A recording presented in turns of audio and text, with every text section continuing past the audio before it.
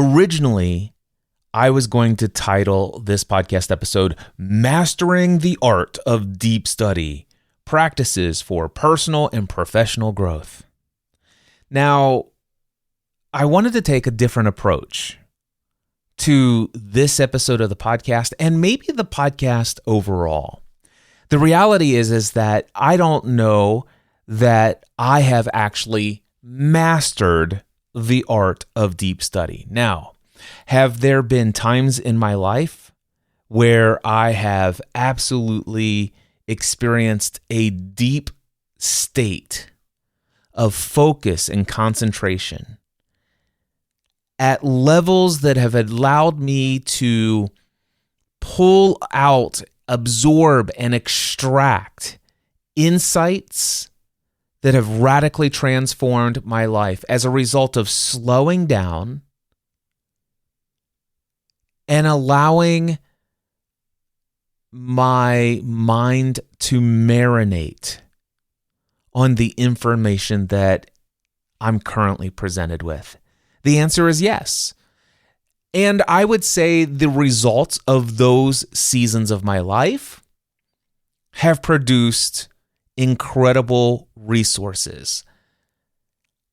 And those resources are documents that contain very thorough, very detailed, copious notes on whatever subject it is that I'd be studying at the time. I have thousands of handwritten documents and thousands of digital documents with said notes. And many people who have experienced coaching with me or a workshop, a live Ask Me Anything, they're like, Cliff, how is it that when somebody asks you a question on a seemingly broad number of topics that it's like you have this instant access to information?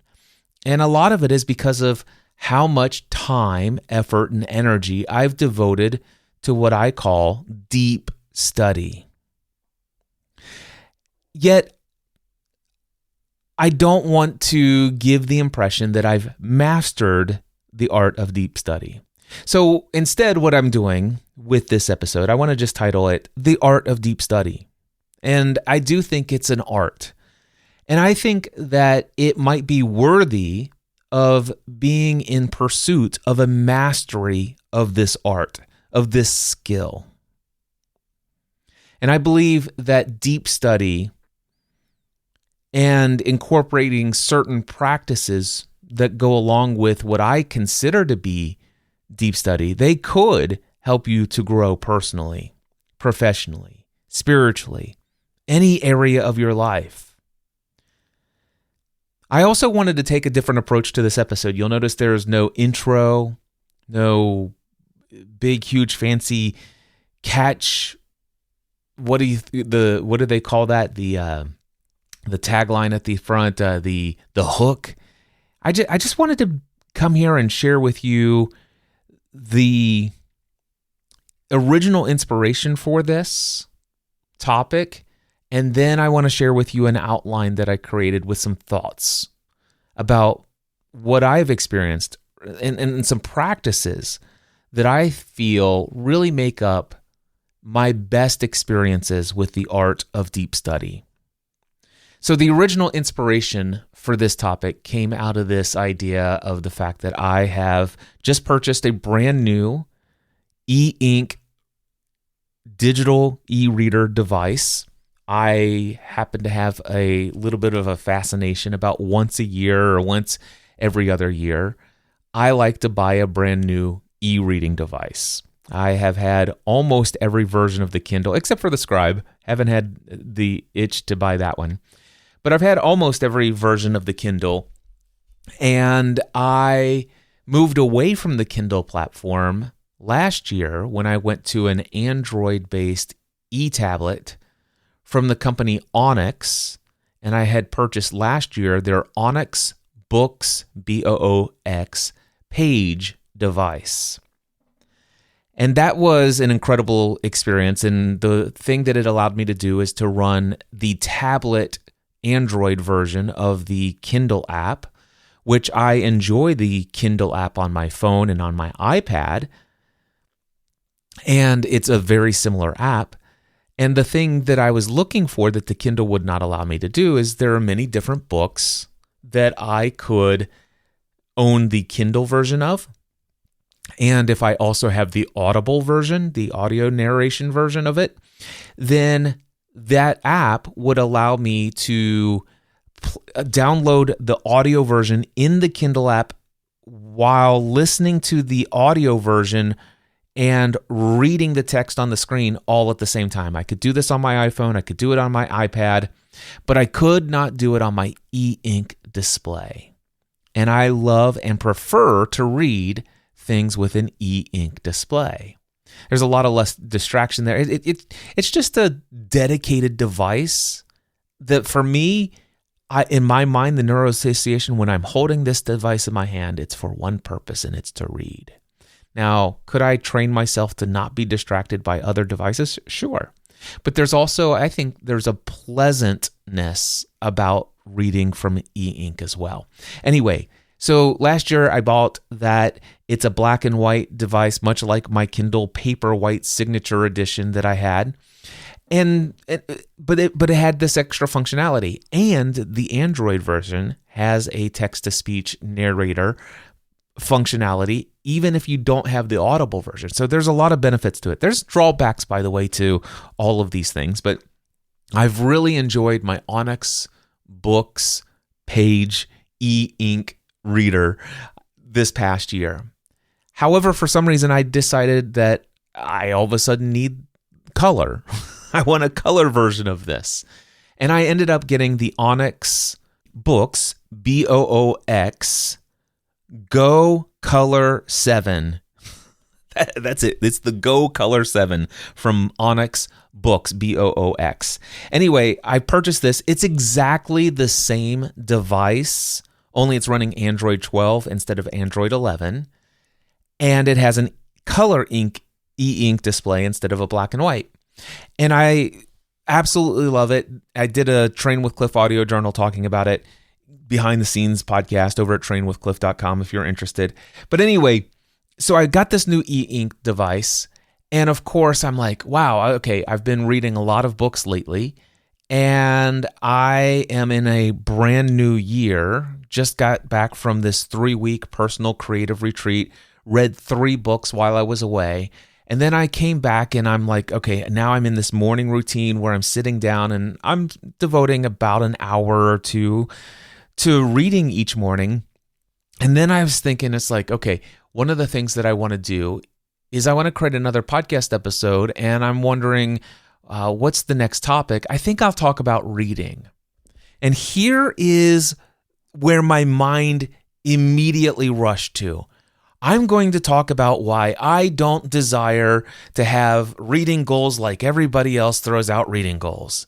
And immediately a handful of my friends that I am connected with who say, I'm going to read 50 books this year. I'm going to read X, whatever the number is.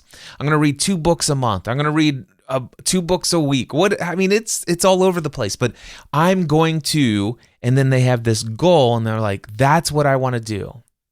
As if, why would I have any concern whatsoever what other people choose to do as far as what they read, how frequently they read, how fast they read, or anything else? It's like, and for some reason, I'm like, I just don't like that.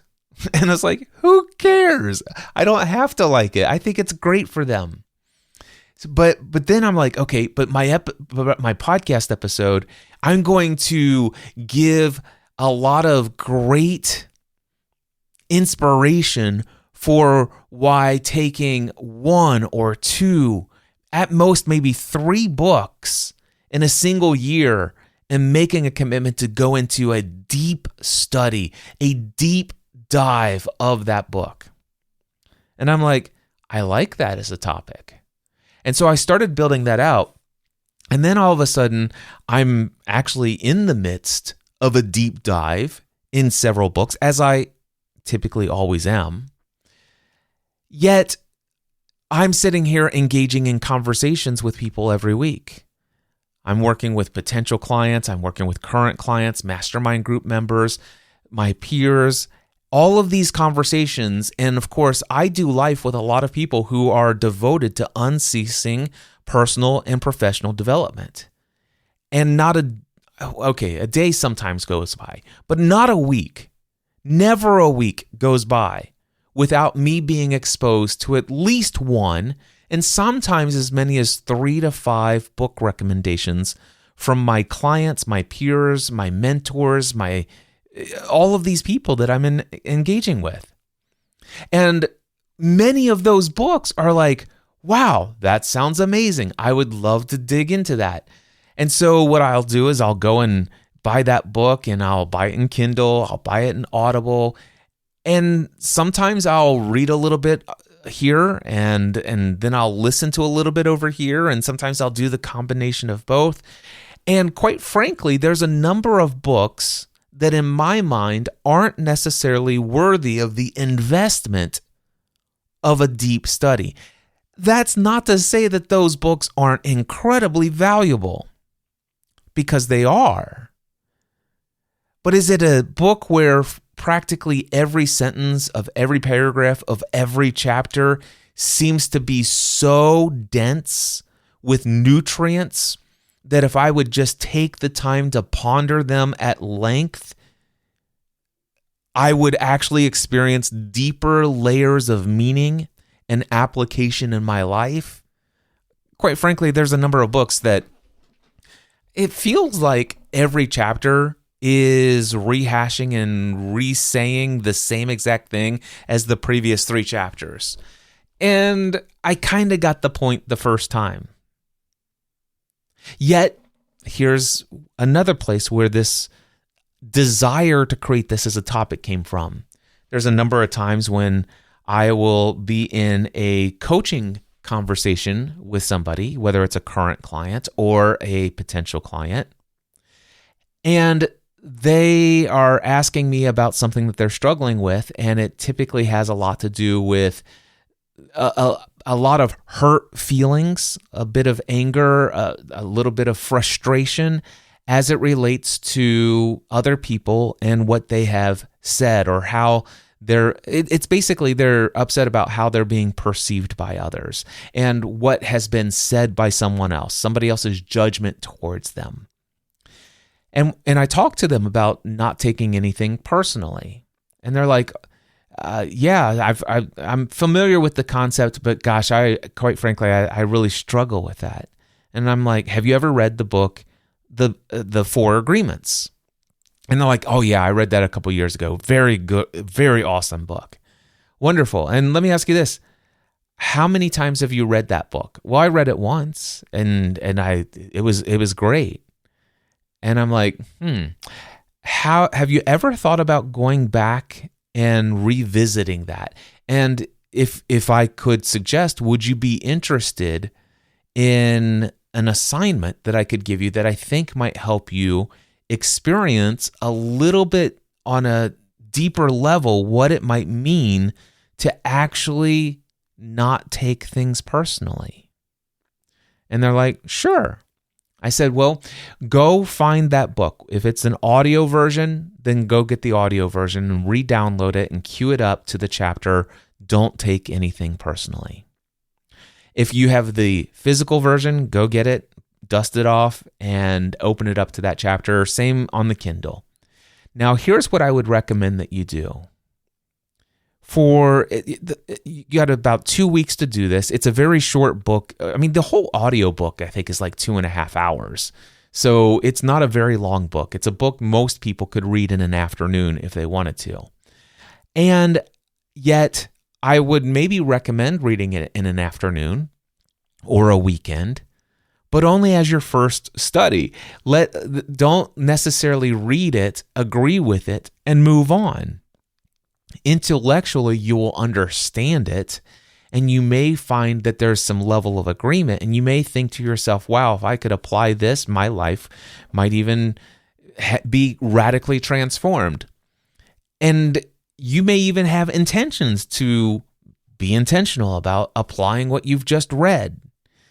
Yet, here's what happens in life. We leave that experience of reading, and within a couple of days, sometimes within a couple of hours, and many times within minutes of closing the book, something comes out of the blue and captures our attention, and then all of a sudden we are down a completely different path of focus, and our energy is placed somewhere else, and that concept that we read in passing or listened to in passing that we agreed with has escaped our short-term memory.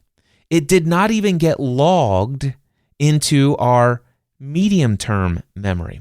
See, I have this same kind of conversation with somebody when they talk about wanting to build a profitable coaching business. And they know how much I attribute so much of my success as over the last 6 or so years to the book, The Prosperous Coach by Steve Chandler and Rich Litvin. And they're like, hey, listen, I know that you're a big fan of The Prosperous Coach. I definitely read that book about 1.5 years ago. It was so powerful. And I'm like, great. Can you tell me what are the 4 steps or the 4 phases of the Prosperous Coach approach to creating clients? And they're not able to list the 4 steps. And I was hoping that at least they would be able to answer that. And occasionally I run across somebody who is able to say, well, the first phase is connect, and the second is invite, the third is create, and the fourth is propose. I'm like, wonderful. Let's go through each of these 4. In your own understanding, what does it mean to connect with people? How does that look different from the other 4 steps or the other 3 steps? And it's like, well, I don't remember any. It's like, I just know connecting is just talking to people. Yeah, but what does that look like? And how do you go from talking? How do you initiate those conversations? What is the focus of those conversations? What filter do you process those conversations? Have you thought about what that? It's like, well, no, I read the book, and they don't say this word for word, but it's kind of, I can just tell they read the book. They had intellectual agreement with the concept that was presented. That step was agreed upon, that would be valuable. Wow, I like that. And then there's at some level, and I'm not saying people are consciously making this belief, but at some level there is some layer of, if I have read this book that so many people has said is a transformational book, that I should definitely read this book. And then I finally got around to, I've heard so many people talk about it, enough is enough. I'm finally going to make a commitment. I'm buying the book. I'm having it delivered. I'm downloading it on my Kindle or my Audible app or wherever you're getting your books from. And I devoted 6 hours to reading that book. And boy, am I glad I did. I highlighted a lot of things. I agreed with a lot of things. I felt so much hope. And it really did inspire me to creatively think about things as I was reading the book, about how this is going to change things. And there are a couple of shifts that I made to some of my approaches as I was in the process of reading that book. And there's this idea that since I've read this book once, I now have the same level of understanding about what this book really has to offer. And there's so many other books on my list that I should read. And again, this is subconsciously, I think it's just this, I have all of these other books that I know that would be powerful, that I know would transform my life, and all this other stuff. And if I could, I don't have time to go back and reread that. I mean, I've already read it. So not every book, I think, is necessary for you to go back and do a deep dive. But a book like The Prosperous Coach for somebody who wants to build a coaching business, that might be worth a deep dive. For somebody who wants to experience a lot more peace and equanimity in life, the 4 agreements might be worth a deep dive. What are the 4 agreements? As a matter of fact, it's been a while since I've last read the 4 agreements. I've read it about 4 or 5 times now. And what are the 4 agreements? Well, first, I know that you be impeccable with your word, I believe, is the exact first one that's mentioned in the book. So be impeccable with your word. Number 2, don't take anything personally. Number 3, don't make any assumptions. And number 4, always do your best. And by the way, I've also read the 5th agreement, but although I've only read the 5th agreement once, and I believe the 5th agreement is be skeptical but learn to listen. Or listen empathetically, or whatever. Be willing to listen. So be skeptical but learn to listen. That's the 5th agreement. So yes. Now the thing is though, there are a handful of books that when I have completed that first read through, I'm like, oh my gosh, this book is definitely worth a deep dive. Now, it's those books that I typically end up owning in a physical version, a Kindle version, and an audio version.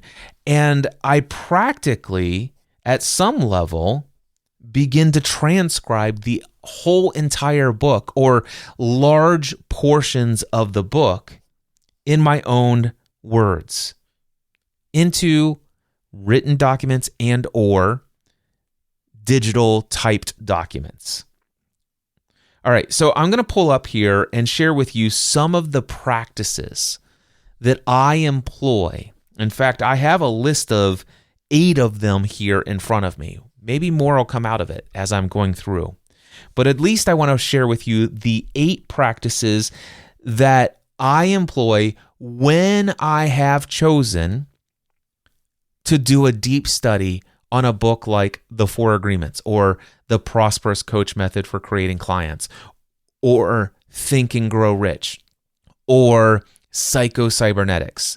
And I don't only do this for books, by the way, but I also do this for audio training materials or courses. There's a 10-day audio program from Tony Robbins called Creating Lasting Change that I have now been through well over now 40 times.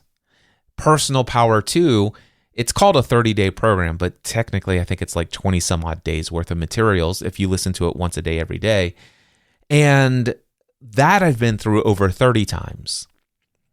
And I've done deep dives in my note-taking. Here are the practices. If I'm going to do deep study, and again, I haven't necessarily mastered this, although there have been periods or seasons of time where I will, let's just say, I'd say the longest run was about 7 months, where I would wake up at as early as 4 o'clock in the morning, and I would devote the first 3 to 5 hours a day into the practice of deep study. This is listening and or reading and or highlighting a sentence or 2 or a paragraph, pausing, reflecting on it, thinking about it, going over to my journal, writing a couple of pages of journal notes about my thoughts, what's coming up for me as I ponder what I've just read here, and then going through and actually outlining notes. And that typically starts with sometimes copying and pasting from the Kindle highlight or transcribing it with my own handwriting and or typing the words. I see it on the page and I'm typing it over here, and then a bullet point list of all my outlined notes as a result. So imagine the longest I've ever done where I've had a deep study phase where I felt like I've mastered deep study. The only thing is those seasons have come and gone. So that's why I'm like, it's a little pretentious to say I'm going to teach you how to master it. I can teach you what it looks like when I've been in those seasons. And that's what this is really going to be about. So here are the 8 practices. Practice number 1, I choose a quiet, distraction-free space. The idea is that I want a space where I remove all potential interruptions. Silence my notifications on my phone, my apps. Matter of fact, I'll oftentimes during these times, I will put my phone in airplane mode, because I even have, when I have do not disturb, I have it set up to where messages from family will come through and all this other stuff. And I'm like, listen, it's like I'm going into a mode of deep study, airplane mode. Sometimes I will go away to a different location. So, for example, one of the things that's going on lately here in my home is I wake up early in the morning and I get up at 5 and I go to sit in my distraction-free space. And about 20 minutes later, my son gets up at 5:20 in the morning. And while he may be upstairs, we have a tankless water heater that's in the closet of my studio space. And so that kicks on. And it's like, okay, now all of a sudden I've just been my attention has been drawn to the sound of this water heater. Now, I could leave this space and go to someplace solitary where I could be alone. There have been times when I would just drive my car to the back parking lot of Planet Fitness in Fort Wright, Kentucky, and I would sit there for hours by myself. It's a little bit too early in the morning at that time to go down to the local library and get one of those study rooms that's blocked off and soundproof. But you get the idea. Now, recently I've decided I still like my early morning routine, and I like the comfort and ease of staying here for the first few hours of the day. And so one of the things that I've chosen to do is to have a distraction-free space. I still come to my studio at 5 o'clock in the morning, but I put my earbuds in, or I may even invest in some very comfortable over-the-ear noise cancellating headphones. In fact, if I happen to have ChatGPT read the transcript, could you also, whatever I've asked you to do at the end of the summary and or the show notes and or emails that you're going to write related to this podcast episode, will you just go ahead and put a little to-do item? Go and research a pair of comfortable over-the-ear noise-canceling headphones. Because here's what I've done. I found these beautiful meditation sound scapes that you can find on YouTube, and you just put this on, and in my earbuds, it's been working great. I would just like something a little bit more comfortable than earbuds for this time. But the whole idea is to be distraction-free, quiet, just so that you don't have anything that will pull your attention from the work that you're doing. I want to create an environment that cultivates pure mental focus for deep learning. That's practice number 1, choosing a quiet, distraction-free space. The second practice is to clear my mind before beginning the process of deep study. Now, what this means for me is I have a ritual or a routine, if you will, that actually helps me transition into a focused state of mind. I recently, on my 3-week personal retreat, read the book The Artist's Way by Julia Cameron. And in it, she describes the morning pages. Now, I'd already been an avid meditation type person. I think I'm well over 1,000 days of consecutive meditation. So up until recently, my routine that helps me transition into a focused state of mind is to sit in quiet meditation for anywhere between 5 to 10 minutes, all the way up to, I've sat in meditation for a very long time. But anyway, for me is to allow the waters of my mind, the brain waves, to be like this still reflective surface that just mirrors the pristine beauty of what's shining above. That's what I want to happen to my thoughts. I want them to, if thoughts are waves on the surface level of the water of my mind, the lake of my mind, I want the lake to be so still. And so that's what I'm doing. Now, one of the things that I have incorporated since reading the book, The Artist's Way, is I have incorporated the practice of morning pages in this routine. And I love it because I do have thoughts already spinning from the time I wake up until I'm downstairs. Sometimes it's thoughts related to the very vivid dream or dreams that I've had through the evening. Sometimes there's a number of things that might start causing ripples or waves on the surface of my mind with lots of thoughts. And so one of the things that I love to do is this practice of morning pages. And I begin to just write stream of conscious thoughts. And I take all of those thoughts that are just out there floating around in my head, I capture them all, and I secure them to a document. Now, me personally, I'm using the Notability app, and I use the Apple Pencil, and I lasso the thought and I apply it to the page, and it takes the thoughts out of my head and onto the page. And when I'm finished with that, I'm like, wow, that was an incredibly meditative experience. All of that stuff was in my head. Now it's on the page. And now that it's no longer in my head, I can ignore the page. I can put the page away or the pages away, and I have this still waters. It has the same effect as meditation. So I can variously go in and out of certain routines, but one of the things that I want to do is I want to clear my mind of all of the random thoughts so that I can intensely focus and concentrate on the information that I've intentionally chosen to deep dive with. So practice number 2, clear your mind before beginning. The third practice, approach reading as a soulful study. I was reading some lessons from Paramahansa Yogananda, and he was teaching some deeply profound spiritual principles. And in these lessons, he has these instructions at the front of each each lesson that has been sent out.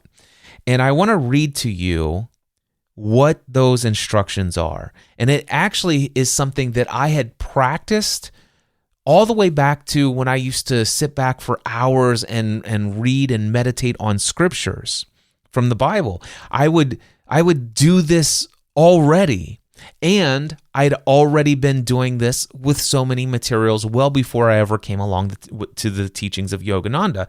And so here is what I want to find, and it is going to be very easy for me to find because I put it in my journal the other day. Here it is. These are the words of Paramahansa Yogananda, and this is what he said when he says, hey, if you're going to sit down and read this lesson, here's what you want to do. Before you begin to read, select a quiet, restful place. Read every word carefully and inwardly digest the message. Do not allow yourself to be distracted. Permit each thought to filter through your mind slowly. In this way, you will absorb the knowledge in these lessons more thoroughly. Sit upright. Take a deep breath and exhale. With the exhalation, breathe out all restless thoughts from your mind. Keep the body and mind motionless. And now absorb everything I say into your soul.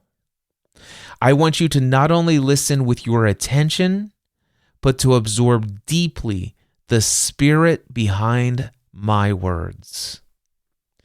This is so much of how I have experienced deep study. And I used to give myself a lot of grief about how long it took me to read books that I'm resonating with at such a deep level. I used to feel like, man, I see all these people and they're reading 20 books a year or 50 books a year. And gosh, I've been reading this one book for the last 3.5 months and I'm still not finished with it. And when people ask me about it, they're like, gosh, I read that in 3 days. And I'm like, yeah, but I'm studying this book as if it were a college course, and that my future career depends on my level of mastery of the lessons that are inside of this. That had always been my approach to not every book, but most books. And so this whole idea, that initial idea is like, oh, I'm going to do something and suggest, here's why you shouldn't have a goal of reading a ton of books. And you know what? That's short-sighted. Actually, I have decided that because I had that original thought, is there a lot of value in me buying more and more of these books that my friends recommend? And is it okay if I get a book and the audio version is 4.5 hours long?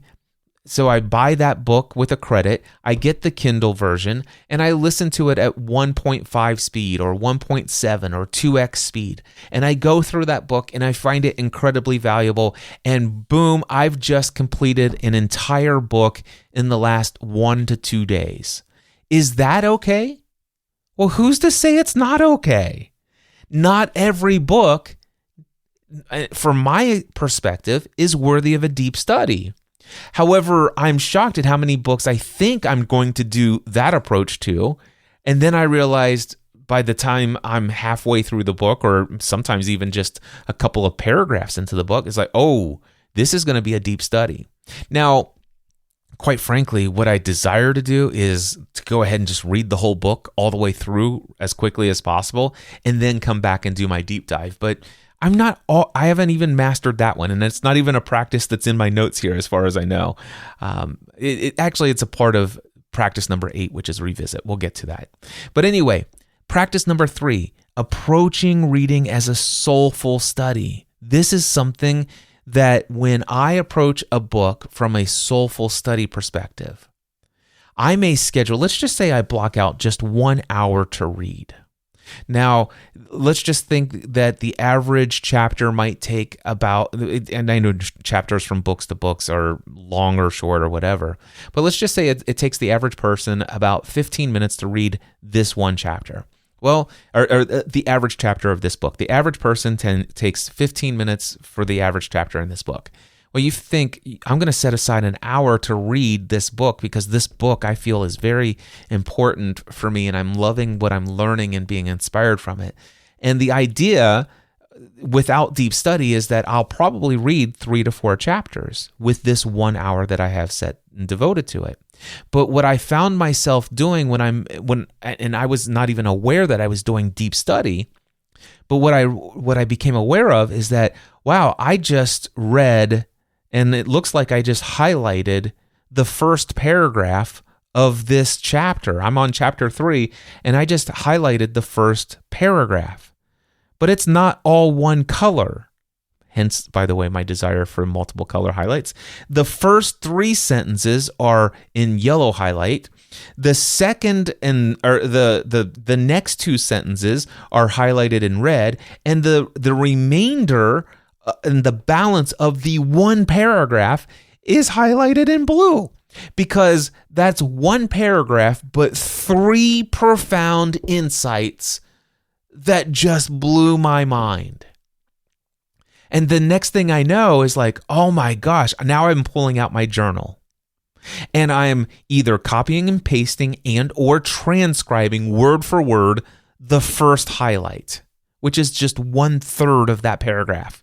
And I write it out. And then I begin to write my thoughts about it. I begin to recount my experiences of the past and how I'm reframing that experience based upon this insight. And then I'm thinking about my current situation and obstacles and or goals or whatever, and I'm like, how does this help me see those through this different filter? How does this insight cause me to perceive my current situation in a profoundly different way? And then what does this mean if I were to master this, if I were to incorporate this, if I were to turn this into something that I focus intentionally on moving forward? How could my life look in the future based upon this way of consistently seeing things differently than I saw before I read this little section? And that becomes this powerful reflection. And the next thing I know is that I didn't even get to the second highlight or the third highlight, and an hour has just passed. My timer goes off. Now, I want you to imagine in this scenario, this happens multiple times for me in states of deep study. But what I just told you is that I just devoted the hypothetical 1 hour, set a timer in a distraction-free space. I thought I might read as many as 3 to 4 chapters of this book, but instead what just happened is I made 3 highlights, all in the first paragraph of this chapter that I just started, and I only read and really dove deep on the first few sentences that were highlighted in yellow, and I copied and pasted and or transcribed and then journaled like crazy about how this is going to get deep application in my life. This is what I consider to be the practice of soulful study. You know, it's just reading every word carefully and inwardly digesting the message. Yes. Allowing each thought to sink deeply into my innermost being and resonate, not just with my mind, but can it hit at a soul level? And can I listen attentively and absorb the deeper layer of meaning behind the spirit of these words? The practice of soulful study is the essence and the core of deep study for me. Now, the fourth practice is being fully present with what is being shared. This means that I'm setting aside blocks of time, whether it's 1 hour, 2 hours, 3 hours, whatever. But I know when I sit down, if I'm going to do a deep study session, which by the way is completely different than any random time. I still have random times throughout my day and throughout my weeks where I'm not doing deep study. I still will pick up a book, whether it's on my phone, I'll open up the Kindle app, whether it's on my e-reader, whether it's a physical book or an audio book, and I click play. Plenty of times throughout my days and weeks when I'll just let a book go and stuff like that. However, in the event that I know for a fact I want to do a deep study session right now, I'm going to make sure that it gets a very specific time block. How much time am I allowing this here? Because now this is the space and I'm going to be fully present with it. So I'm going to do all that stuff to free my thoughts away from anything else. I'm going to wrestle all of my attention. It's going all right here. And if I notice my mind wandering to some event in the future that's coming up later in the day or later in the week or in the month or the year, if I find my attention drifting off to the past and thinking about something somebody said yesterday and I'm like, oh my gosh, this or that or whatever, it's like, I need to bring myself back to the words that I have right now. Now, in soulful study, I'll be reading the next chapter and all of a sudden I find myself thinking about something that was a train of thought off of that last sentence. And that's a hint for me to stop reading, especially if there's an audiobook. It's like, stop that thing, back up and go and where did that just take me? Highlight that. Let's take that over to the journal. Let's dialogue this out. Let's capture this. Stay present with what's currently in front of me.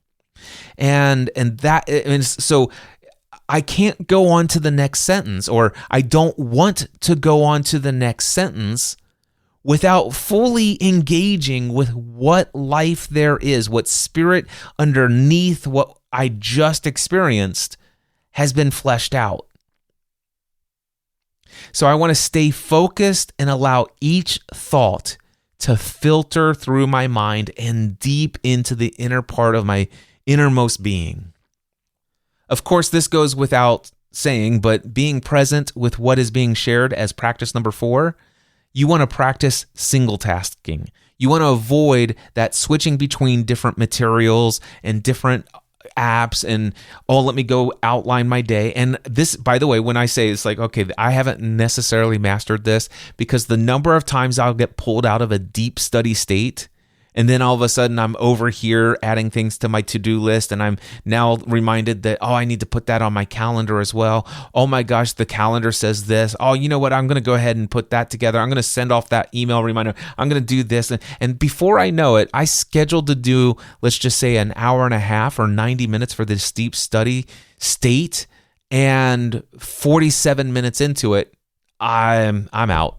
I've dropped out because I didn't remain present with what was being right there, presented right in front of me. And so this is why I want to get to that mastery level of when I'm doing deep study, I want to carve it out, and I want to be more disciplined, or I don't necessarily know that that's the word that I want to use, but I want to be more focused. I want to be more energized toward protecting that space, that time, specifically for this one thing, being fully present with what's being shared. The 5th practice is focus on quality over quantity.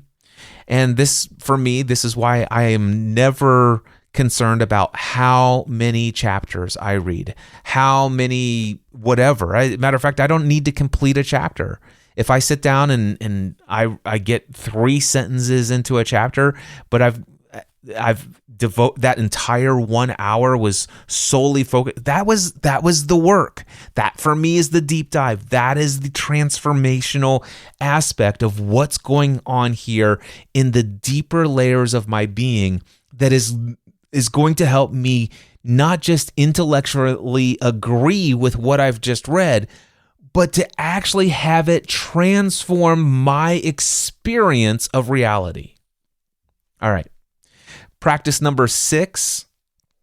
By the way, that's focusing on quantity over quality. I'm sorry, the opposite of that. It is focusing on quality over quantity. Practice number 5, focus on quality over quantity. All right. Practice number 6, take notes. Write down key insights, quotes, and ideas that resonate with you. I've already talked about how I will transcribe, copy, paste, and then journal all of my thoughts. And then sometimes I will take all of those journaled ideas and thoughts, and I will formulate it into outlined notes on how I can teach this to others. I'll create mind maps. I'll create visual representations to create concept connections.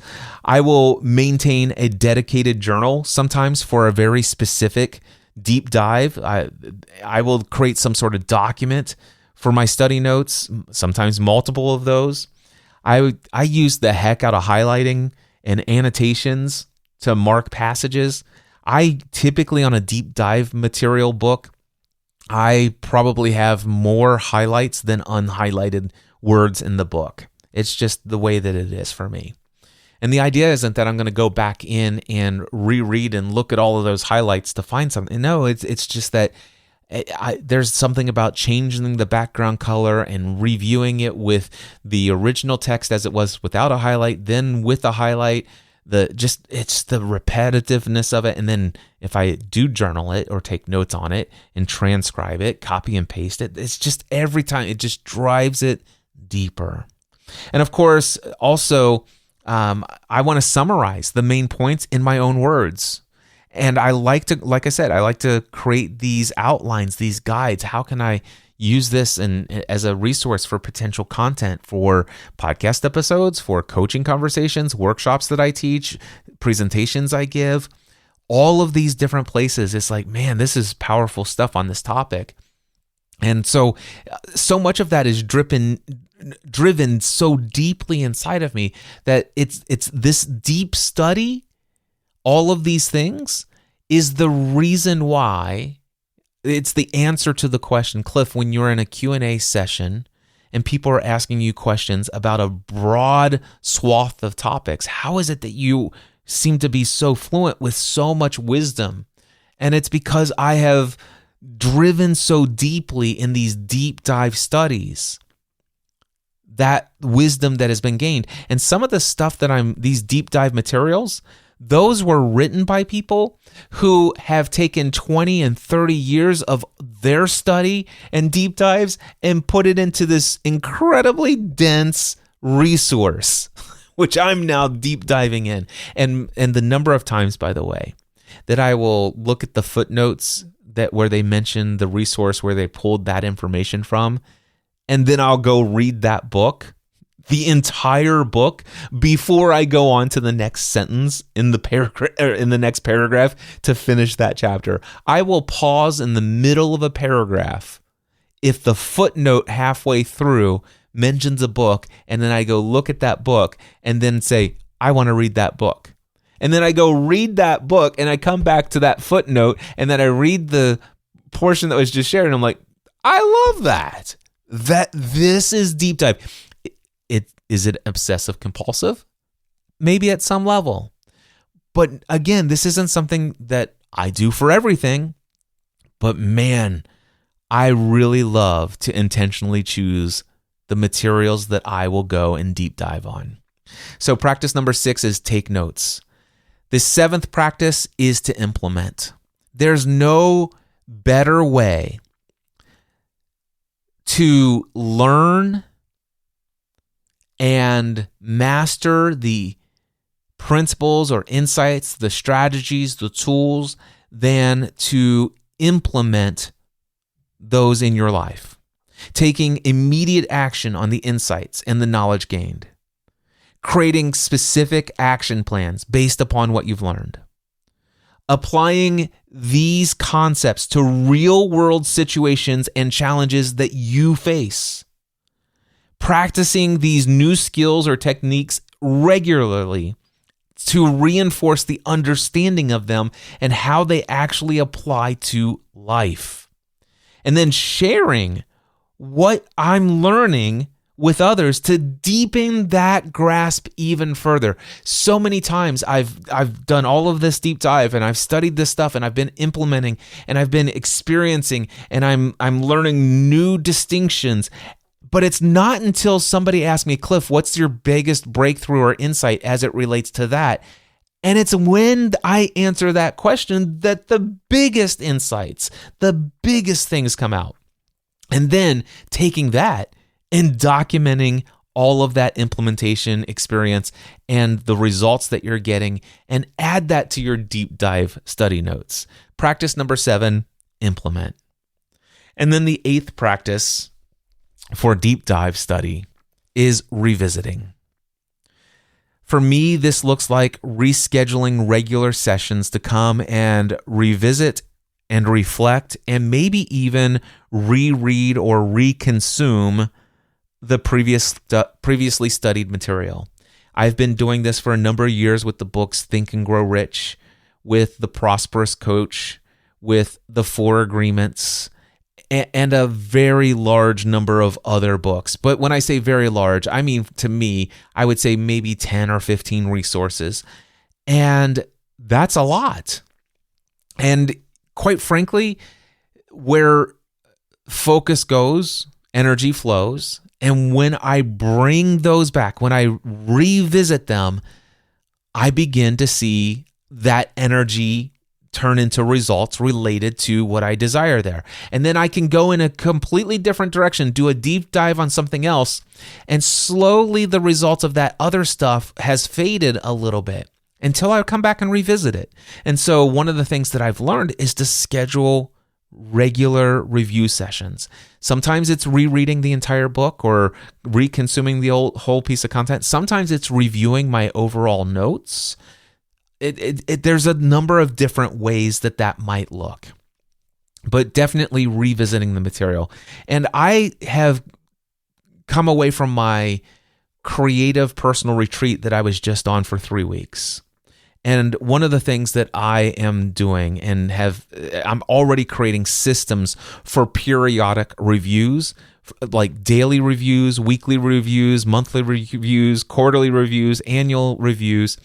And quite frankly, this is going to be something that's an ongoing process for me to create a system of reviews to revisit commitments made, insights gained, systems implemented. Because when you put your attention on something else, or when I've put my attention on something else, it's easy to lose track of things that didn't quite click into automatic habit mode or autopilot.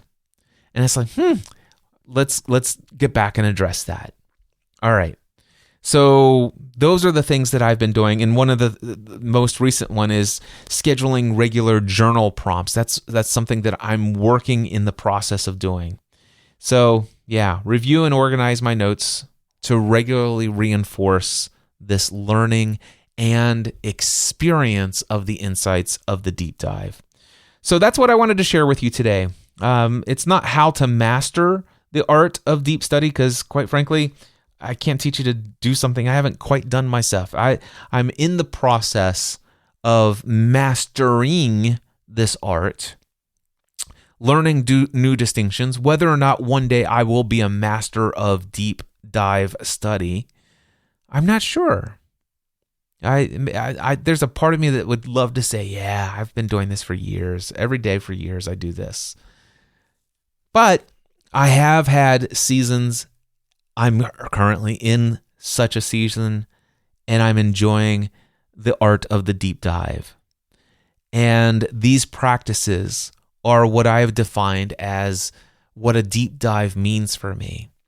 And so while I may have originally thought, oh man, I want to talk to people about the value of just going deep with 1 or 2 or 3 resources in a single year rather than making a goal of reading X number of books. Why not both? How about both and?